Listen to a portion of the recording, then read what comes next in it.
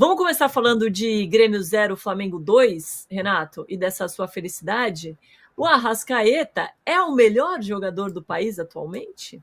Não, menos, diria. Calma, ele hoje fez uma partida de Arrascaeta de verdade, do Arrascaeta que nós conhecemos. Nós estávamos até falando antes do programa ir para o ar, o PVC e eu temos um amigo em comum, um jornalista, que já queria botar o Arrascaeta para fora do Flamengo. Sai, Arrasca, devolve esse traste para o Uruguai. Luiz Fernando Gomes, nosso pois amigo. Nosso querido Luiz Fernando Gomes, que foi editor-chefe do Dia, parece que no Lance também, enfim. Mas ele não estava sozinho, não, porque eu sinto esse termômetro nas minhas lives. O que tem de gente que quer botar o Arrascaeta para fora foi uma grandeza. Esse Arrasca, bichado, não joga mais nada, está roubando o Flamengo. Enfim, eu me lembro sempre de uma frase famosa do nosso saudoso mestre Armando Nogueira, né? Assim, Deus castiga a quem o craque fustiga. Pois é, fustigaram o Arrascaeta, ele foi lá e colou, botou um nariz de palhaço no nariz de todo mundo que estava querendo que ele saísse. O problema do Arrasca é um problema de físico. Ele realmente é um jogador que se machuca muito, mas quando ele consegue ter uma sequência de jogos, ele vai melhorando à medida que ele vai jogando mais. Ele vai recuperando a forma técnica à medida que ele vai jogando mais. E hoje, para mim, foi uma prova de que ele, agora, realmente, se não se machucar de novo, está pronto. Ele já tinha feito o famoso gol do biquinho, não vamos nos esquecer, que já era vamos assim dizer, um flash do Arrascaeta de verdade, e hoje ele teve uma exibição magistral, absolutamente magistral. E fez uma coisa que foi fundamental para a vitória do Flamengo, que é transformar em gol uma grande chance nos minutos iniciais. Ele fez 1-0 com 3 minutos e qualquer coisa de jogo, não tinha nem 4 minutos. Aí me lembrou o outro jogo, que o nosso bravo Juninho, aquele que tem um apelido meio impublicável, perdeu com 1 minuto no jogo passado contra o Central Córdoba. Então, o Arrascaeta fez toda a diferença, e se o Arrascaeta estabilizar agora jogando assim, é outro Flamengo. Aí a gente vai ver de volta o Flamengo do Felipe Luiz. Ao lado dele, o Nicolas de la Cruz, não tão brilhante, mas muito eficiente, muito seguro também. Então, o meio-campo do Flamengo hoje esteve muito forte e conseguiu transformar em gol as chances, né, o que é fundamental. Mas não foram os atacantes que fizeram os gols, foi o Arrascaeta, que não é exatamente um atacante, é um estilo camisa 10 de outros tempos, né? Então, com o Arrasca em forma e com o de la Cruz jogando direito também, esse time do Flamengo tem tudo para ser realmente candidato em tudo, até no brasileiro, porque eu insisto, para mim, não pode deixar de ser prioridade a Libertadores. E tem o Pedro. Na hora que o Pedro entrar nesse time, aí sim a gente pode dizer que o Flamengo está pronto para todas as competições que vai disputar. Miles, está difícil secar assim, com o Pedro vai piorar, hein? Mas aí o povo já se empolga aqui. Olha o Dudu Campos empolgadíssimo, falando que o Arrasca parecia o Zico hoje. Menos, gente. É que eu acho que eu não sei quantos anos tem ele, assim, mas quem viu o Zico jogar, Renato, eu, PVC, vimos, não dá, é um cracaço a Arrascaeta, mas o Zico foi o homem que mais me fez chorar na vida. Já escrevi muito sobre isso, assim, eu aprendi a sofrer com o Zico. Mas o Arrascaeta hoje teve uma exibição de gala. A gente viu há pouquinho aí uma foto raríssima, o De la Cruz sorrindo, que foi outro que jogou muito hoje.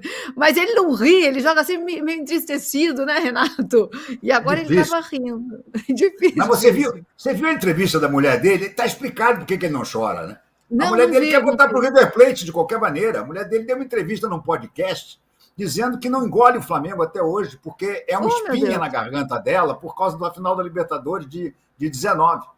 E que ela quer voltar para Buenos Aires, que o Marcelo Galhardo é o melhor técnico do mundo e que mais cedo ou mais tarde ela vai voltar, o Arrascaeta e ela vão voltar. Imagina o que essa mulher deve alugar o ouvido do pobre do Arrascaeta, do De la Cruz, toda vez que ele chega em casa.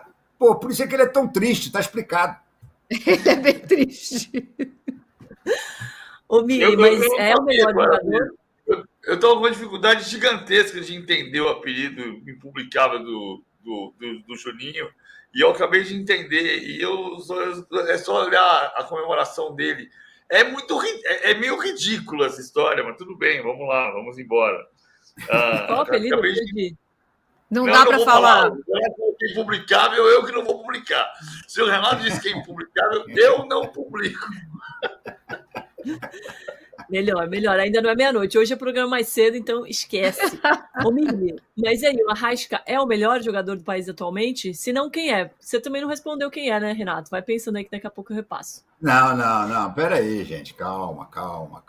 Não, eu não acho que seja o Arrascaeta, não. Embora, assim, nos últimos jogos, ele tá realmente voltando a ser aquele Arrascaeta. Então, se você fizer essa pergunta daqui a, quem sabe, algumas semanas, Domi, pode ser ele.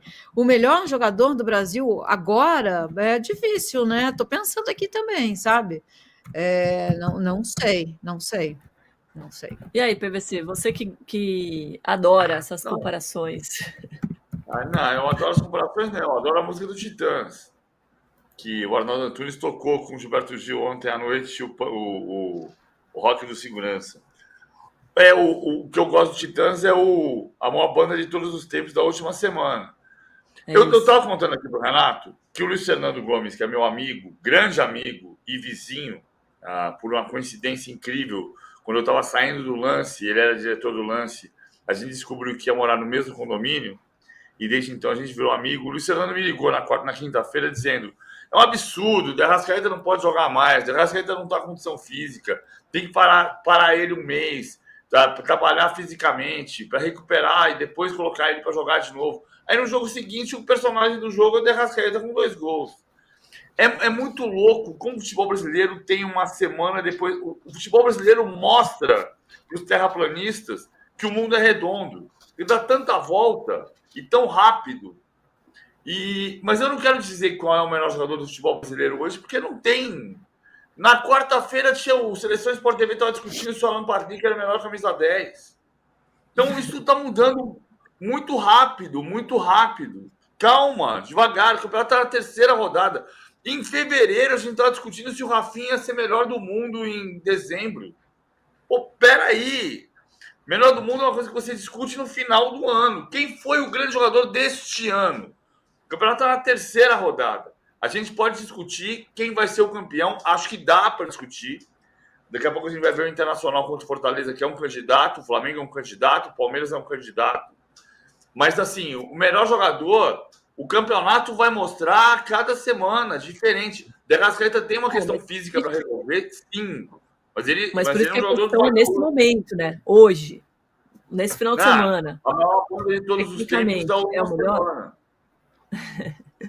Ô, Renato, mas é uma boa notícia ele fazendo gol assim fora de casa, porque o Flamengo erra muito, perde muito gol, né?